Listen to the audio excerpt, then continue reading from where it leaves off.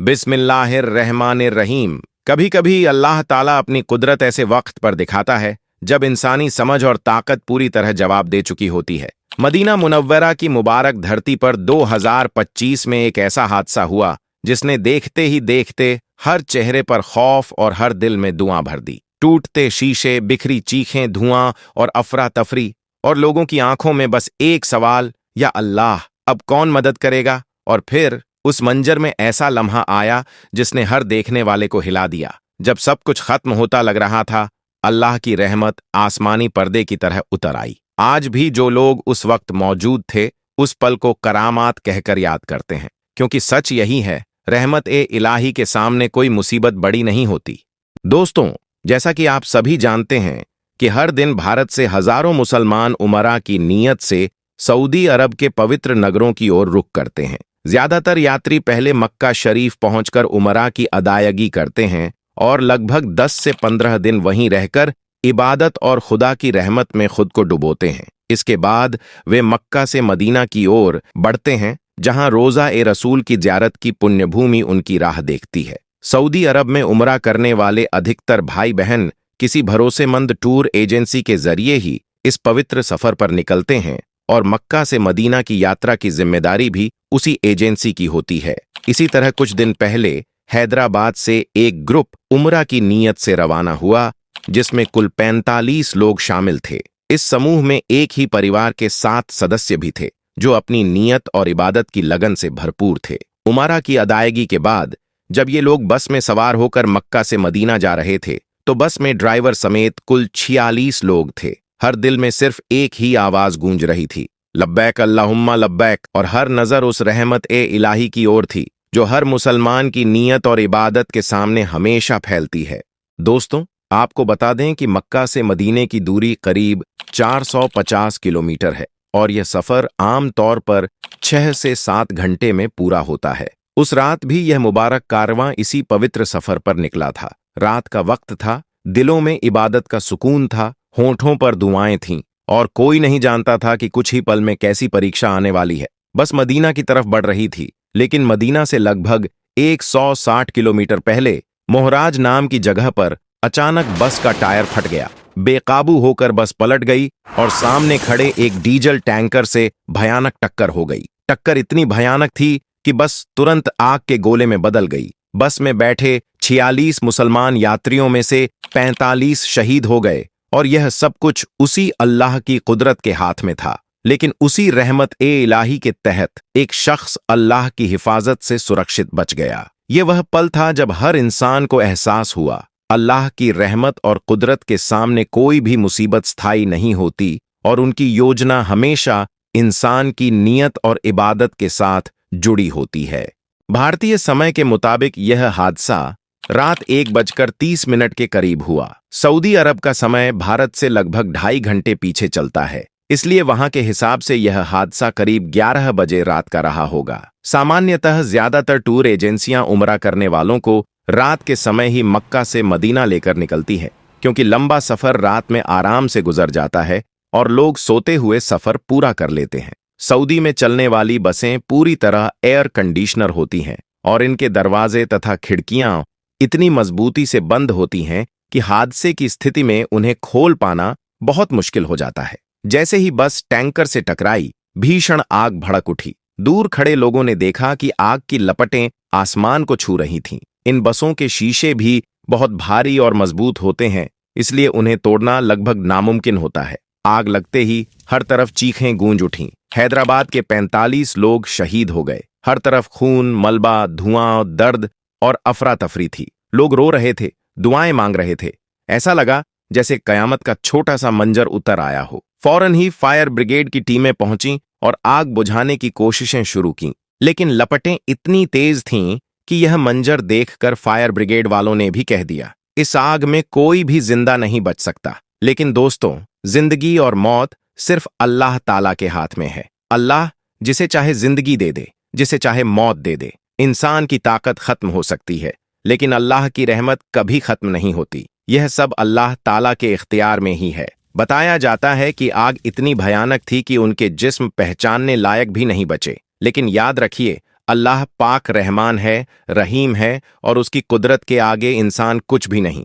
कहा जाता है कि इस आग ने बस के अंदर की हर चीज को राख में बदल दिया, लेकिन अल्लाह की रहमत इस हादसे में बस में मौजूद यात्रियों में से केवल एक व्यक्ति मोहम्मद अब्दुल शोएब जीवित बचा है। उसकी हालत गंभीर है और वह अस्पताल में उपचाराधीन है। रिपोर्ट्स के अनुसार वह बस में चालक के पास बैठा था और हादसे के तुरंत बाद पीछे की खिड़की तोड़कर बाहर कूद गया, जिससे उसकी जान बच गई। अस्पताल और परिवार वालों के हवाले से बताया गया है कि उसने बस में मौजूद अन्य यात्रियों की जलती हुई स्थिति देखी, जिससे यह स्पष्ट है कि हादसा बेहद भयानक था। बस में आग लग गई थी और यात्री सुरक्षित बाहर निकलने के लिए संघर्ष कर रहे थे। यह घटना हमें यह याद दिलाती है कि जिंदगी और मौत केवल अल्लाह ताला के हाथ में है। चाहे कितनी भी भयानक मुसीबत आ जाए, अल्लाह की रहमत और सुरक्षा के सामने हर इंसानी ताकत और समझ सीमित है। जिस तरह यह हादसा इतना भीषण था कि 45 यात्रियों की मौके पर ही मौत हो गई, वहीं एक व्यक्ति का जिंदा बचना हमें यह सिखाता है कि अल्लाह ताला अपनी मर्जी से किसी को भी बचा सकता है। हमें समझना चाहिए कि अल्लाह रहमान और रहीम है। जब इंसानी नजर और समझ असफल हो जाती है, अल्लाह की कुदरत से ही मुसीबतों में राहत और बचाव आता है। शोएब का जीवित बचना केवल एक संयोग नहीं था, बल्कि यह अल्लाह ताला की रहमत और हिफाजत की मिसाल है। इस दर्दनाक हादसे की खबर सामने आते ही भारत सरकार ने अपनी पहली प्रतिक्रिया में गहरा शोक व्यक्त किया और तुरंत सहायता प्रक्रिया शुरू की। भारतीय विदेश मंत्रालय ने घटना पर नजर रखने के लिए विशेष टीम गठित की और हेल्पलाइन नंबर जारी किए, जिनके माध्यम से प्रभावित परिवार सीधे जानकारी प्राप्त कर सकते हैं। वहीं सऊदी अरब में भारतीय दूतावास लगातार स्थानीय प्रशासन के साथ संपर्क बनाए हुए है। दूतावास ने सोशल मीडिया पर बयान जारी करते हुए लिखा, हम सऊदी अधिकारियों के संपर्क में हैं और राहत, रेस्क्यू और पहचान प्रक्रिया में पूरा सहयोग कर रहे हैं। तेलंगाना सरकार ने भी तेजी से कदम उठाते हुए एक कंट्रोल रूम बनाया है, जहां से पीड़ित परिवारों को निरंतर अपडेट दिए जा रहे हैं। राज्य के मुख्यमंत्री ने मृतकों के परिजनों को आर्थिक सहायता प्रदान करने की घोषणा की है और घायलों के मेडिकल खर्च उठाने का जिम्मा लिया है। इसके अलावा आंध्र प्रदेश के राज्यपाल और वरिष्ठ अधिकारी विशेष विमान से सऊदी रवाना हुए हैं, ताकि अस्पतालों, मोर्चरी और राहत कार्यों की स्थिति का मौके पर जाकर निरीक्षण कर सकें। सऊदी प्रशासन ने भी उच्च स्तरीय जांच टीम बनाकर दुर्घटना के कारणों की जांच शुरू कर दी है और वादा किया है कि किसी भी लापरवाही को बख्शा नहीं जाएगा। यह प्रशासनिक प्रयास उन परिवारों के दुख को भले कम न कर सके, लेकिन यह उम्मीद देता है कि न्याय और सहायता दोनों में देर नहीं होगी। इसके अलावा बस और टैंकर दोनों की मेंटेनेंस हिस्ट्री भी जांची जा रही है कि कहीं सुरक्षा मानकों में लापरवाही तो नहीं की गई। अधिकारियों का कहना है कि अगले 72 घंटों में प्रारंभिक विस्तृत रिपोर्ट जारी कर दी जाएगी, जो आगे की कार्रवाई और जिम्मेदारों के खिलाफ सख्त कदम तय करेगी। इस जांच से पीड़ित परिवारों को सच्चाई और न्याय मिलने की उम्मीद है। इसके अलावा राज्य सरकार ने एक प्रतिनिधिमंडल सऊदी अरब भेजा, जिसमें राज्य के अल्पसंख्यक कल्याण मंत्री मोहम्मद अजहरुद्दीन और वरिष्ठ अधिकारी शामिल थे, ताकि वे वहां जाकर प्रभावित परिवारों के साथ मिलकर अंतिम संस्कार और अन्य कानूनी प्रक्रियाओं को देख सकें। उन्होंने यह भी सुनिश्चित किया कि हर प्रभावित परिवार के कम से 2 सदस्यों को सऊदी अरब भेजा जाए, ताकि वे वहां मृतकों की शव विचारण में भाग ले सकें। कहा गया है कि मृतकों के शरीर इतने बुरी तरह जले हुए थे कि उनकी पहचान करना भी बहुत कठिन हो रहा है, इसलिए डीएनए टेस्ट की संभावनाएं भी देखी जा रही हैं। इन राहत कदमों के साथ साथ बहुत संवेदनशील बात यह कि मृतकों की अंतिम संस्कार प्रक्रिया को उनकी धार्मिक मान्यताओं का सम्मान करते हुए सऊदी अरब में ही करवाने का विकल्प दिया गया है। कुछ रिपोर्ट्स में यह कहा गया है कि शवों को मदीना के जन्नतुल बाकी कब्रिस्तान में दफनाने की व्यवस्था की जा सकती है, जैसा कि स्थानीय प्रोटोकॉल और धार्मिक रिवाजों में हो सकता है। ये कदम सिर्फ एक राहत प्रयास नहीं थे, यह एक संदेश था कि भारतीय और राज्य सरकारें इस त्रासदी को गहराई से ले रही हैं और वे शोकाकुल परिवारों के दर्द को कम करने की पूरी कोशिश कर रही हैं। अब आगे बढ़ते हैं और बात करते हैं उस मुक़द्दस जगह की जहां से इल्म, सब्र और तवक्कुल का सबसे बड़ा पैगाम पूरी उम्मत को मिला। दोस्तों, गारे सौर वही मुक़द्दस जगह है जहां हमारे प्यारे नबी मोहम्मद ने 3 दिन और 3 रातें क़याम किया था। इसलिए इस पहाड़ को जबल ए सौर भी कहा जाता है। बताया जाता है कि आजकल यहाँ पर खुदाई का काम बहुत तेज चल रहा है और वहां लगे एक बोर्ड पर विजन 2030 लिखा हुआ है, जिसका मतलब यह है कि इस पहाड़ को 2030 तक हटाकर उसकी जगह बड़े बड़े होटल और तिजारती इमारतें बनाई जाएंगी। जो लोग इस पवित्र जगह की ज़ियारत के लिए पहुंच रहे हैं वे जानते हैं कि वहां इस वक्त बुलडोजर और मशीनों की बड़ी तादाद में काम हो रहा है।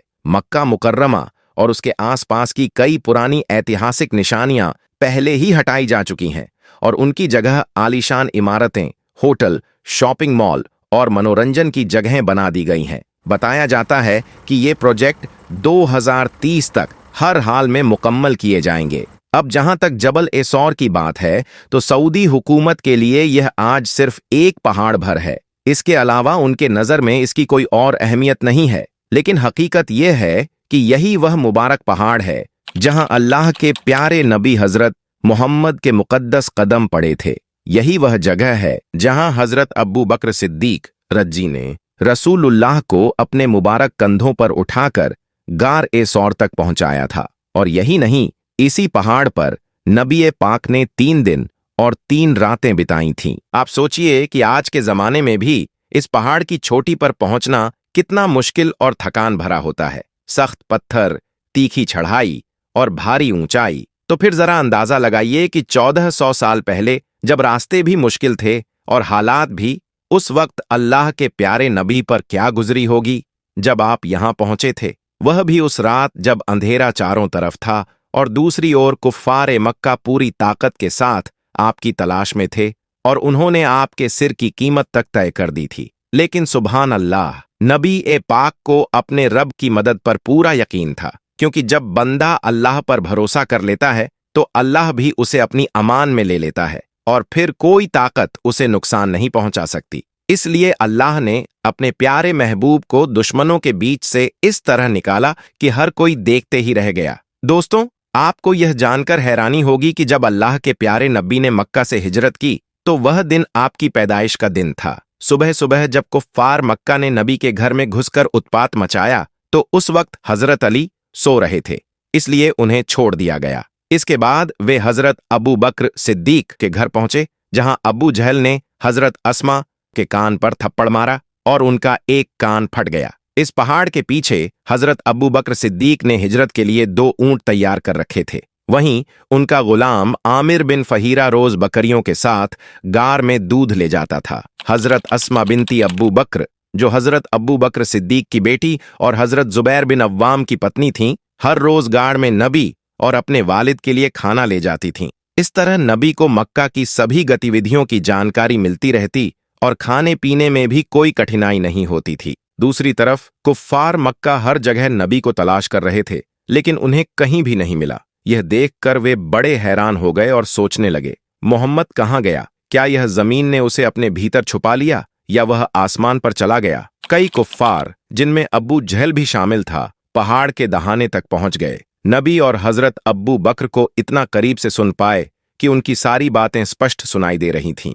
हजरत अब्बू बकर इस पूरे मंजर को देखकर बेहद परेशान हो गए। इसी समय नबी ने हजरत अब्बू बकर से फरमाया, घबराओ मत, अल्लाह हमारे साथ है, अल्लाह पर भरोसा रखो। अगर अल्लाह बचाने के लिए आ जाए तो वह हजरत इब्राहिम अलैहिस्सलाम को आग में और हजरत यूनुस अलैहिस्सलाम को मछली के पेट में भी जिंदा रख सकता है। और यही नहीं, अल्लाह पाक अपने प्यारे महबूब को दुश्मनों के बीच से निकालने में सक्षम है, जैसा कि उन्होंने हमेशा अपने बंदों के साथ किया है। हजरत मूसा अलैहिस्सलाम को दरिया से जिंदा बाहर निकाला गया, जबकि फिरौन उसी दरिया में डूबा गया। इसी तरह अल्लाह की कुदरत ने इस पहाड़ की गाड़ के मुंह पर मकड़ियों का झाला और कबूतरों का घोंसला बनाए रखा, जिसमें अंडे तक सुरक्षित रहे। जब एक कुफ्फार ने गाड़ के अंदर जाने की कोशिश की तो उसके साथी ने कहा कि अगर कोई पहले गया होता तो मकड़ी का झाला और कबूतरों के अंडे टूट चुके होते। यह देखकर कुफ्फार हैरान रह गए और वापस लौट गए।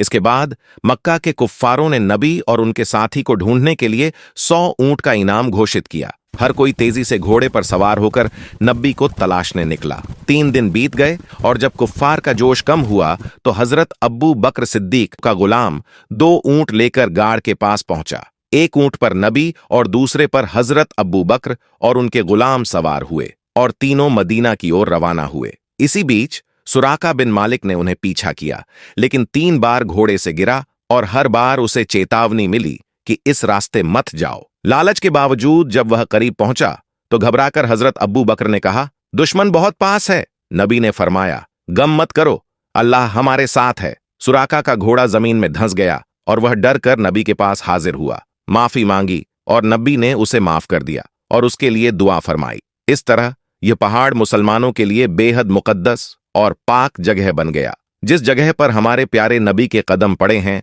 वह जगह हमेशा पाक और बरकत है। अल्लाह ने नबी की जुल्फों की कसम खाई और उन्हें पूरी दुनिया के लिए रहमत बना दिया। नबी पाक की जात वह पाक और मुबारक जात है जिसका जिक्र आसमानों में भी होता है और फरिश्ते भी आप पर दरूद और सलाम भेजते हैं। अगर आपको भी अल्लाह के प्यारे नबी से मोहब्बत है तो इस वीडियो को दिल से लाइक करें। प्यारे दोस्तों, हम सभी जानते हैं कि सऊदी अरब इस वक्त बहुत तेजी से बदल रहा है। पिछले कुछ सालों में इस मुल्क में जो बड़े बदलाव हुए हैं उनके बारे में आज से 20 से 30 साल पहले कोई सोच भी नहीं सकता था। बदलाव जरूरी है, वरना कोई मुल्क समय से पीछे रह जाता है।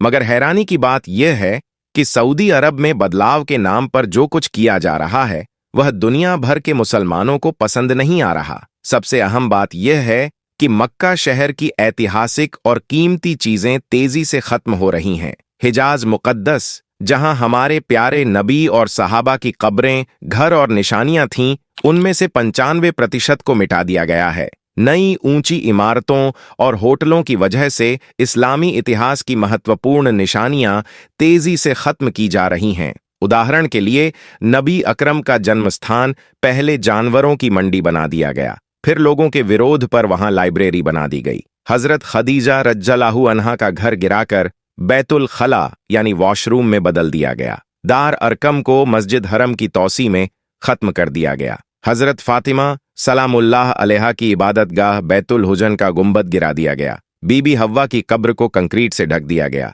नबी के वालिद हजरत अब्दुल्लाह की कब्र के निशान खत्म कर दिए गए। हजरत हमजा की मस्जिद और घर को हटा दिया गया और बीबी आमीना की कब्र की निशानियां भी मिटा दी गईं। सऊदी हुकूमत यूरोप जैसा आधुनिक रूप लेने की कोशिश कर रही है, मगर यूरोप की तरह अपनी ऐतिहासिक विरासत की हिफाजत नहीं कर रही। यूरोप आज भी सदियों पुरानी चीजों को संभाल कर रखता है और उन पर गर्व करता है। वहीं सऊदी अरब अब अपनी ही ऐतिहासिक विरासत को मिटा रहा है ताकि ऊंची बिल्डिंग और टावर बनाकर अरबों डॉलर कमा सके। दोस्तों, सबसे बड़ा दर्द यह है कि आज नुकसान सिर्फ पत्थर और मिट्टी का नहीं हो रहा, नुकसान हो रहा है हमारी यादों, हमारी पहचान और हमारे ईमान की जड़ों का। क्योंकि ये जगहें सिर्फ ऐतिहासिक लोकेशन नहीं थीं, ये हमारी रूहानी ताकत, हमारे दिल की धड़कन और हमारे ईमान का सरमाया थीं। सोचिए, जब हमारी आने वाली पीढ़ियां पूछेंगी नबी के घर का दरवाजा कैसा था, हजरत खदीजा रज़ियल्लाहु अन्हा कहाँ रहती थीं, सहाबा कहाँ बैठकर कुरान सुनते और इबादत किया करते थे, तो हम उन्हें किस जगह ले जाएंगे, हम किस तरफ इशारा करेंगे? क्योंकि जहां कभी रसूल के कदमों की मिट्टी थी, जहां कभी इबादत की रोशनी बिखरती थी, जहां कभी वही नूर उतरा था जिसने इंसानों की तकदीर बदल दी, आज वहां सिर्फ ऊंची इमारतें, क्रेन, मॉल और होटल खड़े हैं। इतिहास की खुशबू की जगह सीमेंट और मशीनों की आवाज ने ले ली है। यह कितनी दर्दनाक बात है कि जिन जगहों ने दुनिया को रोशनी दी, जिन जगहों ने इंसानियत और ईमान को जन्म दिया, जिन जगहों की मिट्टी सहाबा अपने माथे से लगाते थे, आज उन्हीं निशानों को मिटाया जा रहा है जैसे वे कभी थे ही नहीं। और जब इतिहास मिट जाता है तो कहानी बदल जाती है, सच्चाई धुंधली पड़ जाती है और कौम अपनी पहचान खो देती है। हरम की तौसी, बेहतर सुविधाएं, नई सड़कें, होटल, ट्रांसपोर्ट, यह सब बहुत जरूरी है। कोई भी समझदार इंसान तरक्की का विरोध नहीं करता, इस्लाम भी तरक्की का विरोध नहीं करता।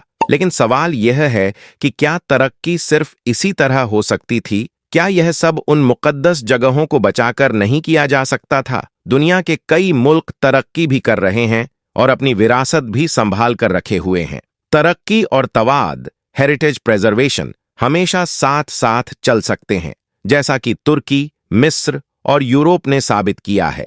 अगर मिस्र आज भी 5000 साल पुराने पिरामिड सुरक्षित रख सकता है, अगर यूरोप 700 से 800 साल पुरानी इमारतों को अनचेंज्ड खड़ा रख सकता है, अगर चीन 2000 साल पुरानी दीवार की हिफाजत कर सकता है, तो फिर मुसलमान क्यों नहीं अपने नबी और सहाबा की विरासत की हिफाजत कर सकते? सोचिए, दुनिया अपनी तहजीब की निशानियां बचाने के लिए लाखों करोड़ों खर्च कर रही है और हम अपनी सबसे कीमती अमानतें अपने हाथों से खो रहे हैं। लेकिन सबसे हैरान करने वाली बात यह है कि दुनिया के 2 अरब मुसलमान खामोश क्यों हैं? इतना बड़ा बदलाव, इतनी बड़ी तबाही, और दुनिया सिर्फ देखती रह गई। क्यों किसी ने आवाज बुलंद नहीं की? क्यों किसी ने पूछा नहीं कि हमारी रूहानी विरासत क्यों मिटाई जा रही है? क्या हम सिर्फ इबादत के लिए जमीन चाहते थे, या वे मुकद्दस जगहें भी जो हमारे दिलों में ईमान की रोशनी जगाती थीं? सोचिए, अगर वह जगहें जहां हमारे नबी चले, जहां सहाबा ने दीन के लिए कुर्बानियां दीं, अगर वे निशानियां ही खत्म हो जाईं,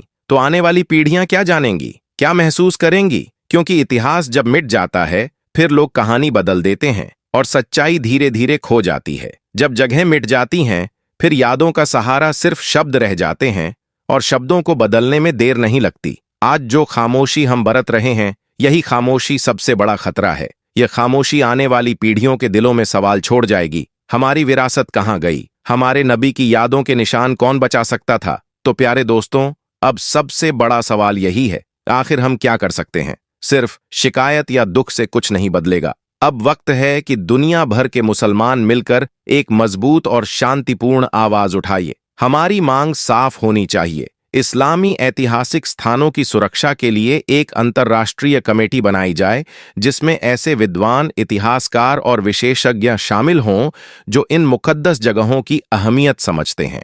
जिन स्थानों और इमारतों को पहले ही गिरा दिया गया है, उनके निशानों को कम से कम म्यूजियम, डिजिटल मॉडल या वर्चुअल एग्जीबिशन के रूप में सुरक्षित रखा जाए, ताकि आने वाली पीढ़ियां देख सकें, समझ सकें और अपने इतिहास पर गर्व कर सकें। इस्लामी इतिहास के डॉक्यूमेंटेशन, रिसर्च और संरक्षण कार्य को वैश्विक स्तर पर बढ़ावा दिया जाए, ताकि हम सिर्फ किताबों के सहारे नहीं, बल्कि असली प्रमाणों के साथ अपनी विरासत को बचा सकें।